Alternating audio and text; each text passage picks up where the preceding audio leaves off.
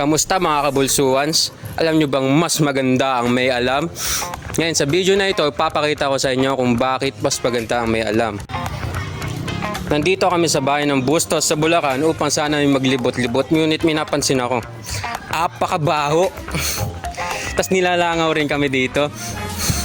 Ngayon pinagtatawa kasi kaninang umaga naligo naman ako. Pero ba't ganun pa rin ang amoy? Tapos may nakita ako. Tingnan nyo yung makakalat sa...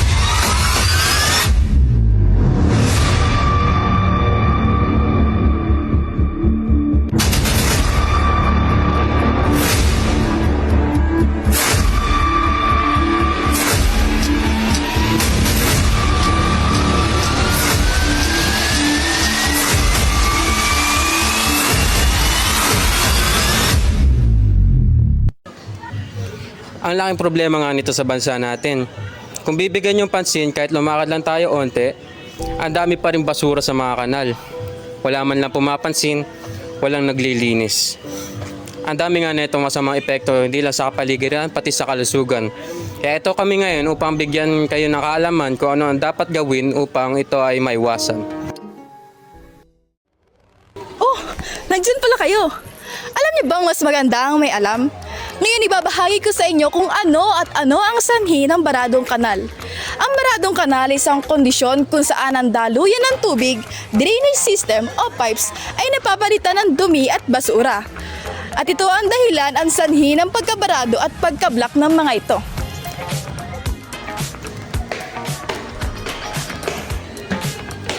Alam niyo ba ang isa sa mga epekto ng baradong kanal? Isa sa madalas na epekto ng baradong kanal ay ang pagbaha, lalo na tuwing tag-ulan.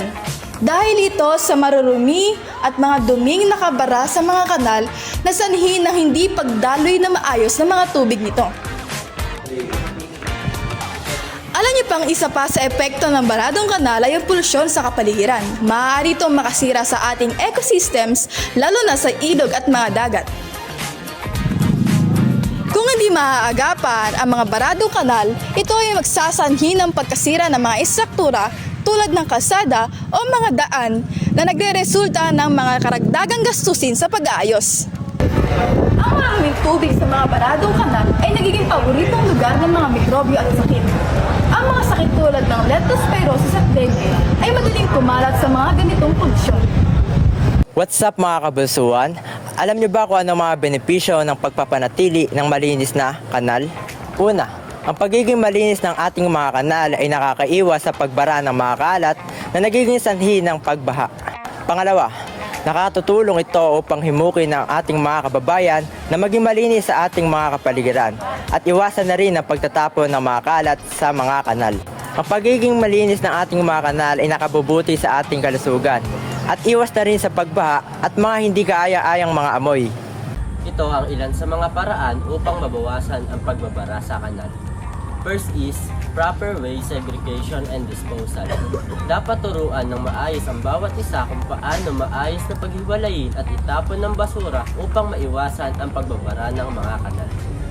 Second, community cleanup drives. Maglungsad ng regular na paglilinis sa mga komunidad upang tanggalin ang mga nakatambak na basura sa kanal at paligid nito. Third, awareness and education programs. Magsagawa ng mga seminar, workshop at iba pang aktibidad upang ipaalam sa tao ang masamang epekto ng hindi tamang pagtatapon ng basura.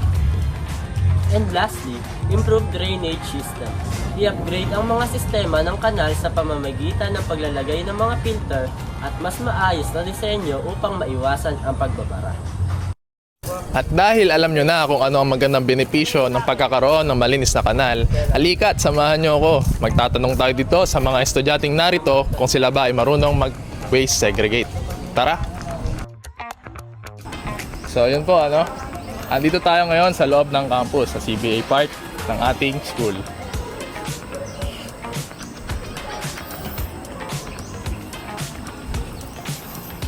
At ngayon, kasama natin si kaibigang Jude Andre, anong section ka, boss? BSIT 1A. BSIT 1A. Andito tayo ngayon para tatanungin ka lang namin. Marunong ka ba mag-segregate ng basura? Siyempre naman. Marunong. Marunong. So, para malaman natin talaga kung marunong talaga, Bago tayo magsimula, may ipapakita akong pictures sa'yo. 5 pictures lang ngayon. Uhulaan mo kung ito ay biodegradable or non-biodegradable. Pag nasagot mo lahat, mananalo ka ng... Choco Mucho. Hey! Guys, hindi sponsor yan ha. Okay. Game na? Non-bio. Paano mo nasabing non-bio yan? Kasi obvious naman eh. Plastic eh. Tama. Picture number 2. Non-bio din kasi same lang with the first Ano yan? image. Plastic bottles. Tama. Magaling. Number 3. Number 3. Non din, non. Non-bio. Yes. Ano nakikita mo dyan? Tin cans, bottle of beer. I think, jar. Jar. Oh, magaling si kaibigan Jude. Picture number 4. Yes, obvious naman sa picture. Ano siya, nabubulok na dahon. So, tama. Ano yun? ano siya? Biodegradable. Oh, tama. Biodegradable guys. So, last picture. Pag to nasagot niya, mananalo siya ng Choco Mucho. Pag hindi, isang kiss. Hindi, joke lang. Obviously, biodegradable. Biodegradable. Tama, magaling. Nakuha niya Magaling. lahat. At dahil dyan, mananalo ka ng Choco Mucho. kasi Choco Mucho. Teneng! Thank you guys. Thank you po. Magaling. Oh, salamat kaibigan Jude. Oh, no problem. So, doon na po nagtatapos ang isang interview. Thank you po.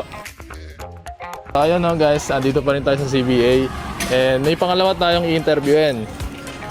Isa sa mga kamag-aral namin. Ang kanyang pangalan ay... James David po. Ayun. So, simple lang naman yung gagawin natin, James. Ano lang, marunong ka ba mag-segregate ng basura? Yes naman, yes. Oh, yes. Kung totoong marunong talaga mag-segregate ng basura, may papakita kaming 5 pictures. Uhulaan mo lang kung biodegradable or non-biodegradable. Okay. Pag natama ka, panalo ka. Meron kang reward na Choco Mucho. Yo. Ayos ba? Ayos. Sige. First picture.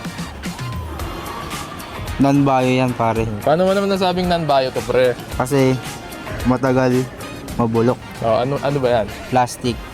Tama. Pangalawang picture. Non-bio pa rin. Bakit? Plastic bottles yan eh. Okay, tama guys. Pangalawa na. Mukhang mananalo si James. Pangatlo. Non-bio pa rin. Non-bio pa rin. Paano mo naman nasabi, pre? Kasi hindi naman nabubulok yung mga glass. Tama. Magaling, Last 2. Nas 2. To. Biodegradable na yan pare. Bakit? Kasi yung yan ginagawa din yan pang decompose din. Ano ba to? Dahon. Dahon. Tama. Magaling. Last picture. Pag nanalo ka, pre, pag nakuha mo to, may Choco Mucho ka. Biodegradable. Tama, pre. Since nakuha mo lahat yung sagot, meron kang Choco Mucho. Kasi Choco Mucho. Sa akin. Ayun. Pakita mo.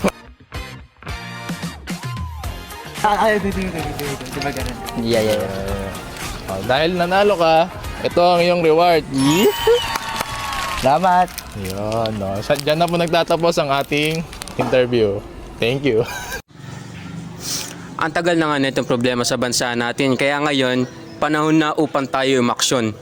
Maliit na bagay man ang pagtatapon ng basura sa tamang tapuran, ngunit malaki naman ang dinudulot nito sa kapaligiran. Kaya ito lagi niyong tatandaan, mas maganda ang may alam. Oh, tapos na pala. Dahil tinapos nyo ang aming video, magbibigay ako ng isang challenge para sa inyo. Ang mananalo sa challenge na ito ay magkakamit ng 250 pesos.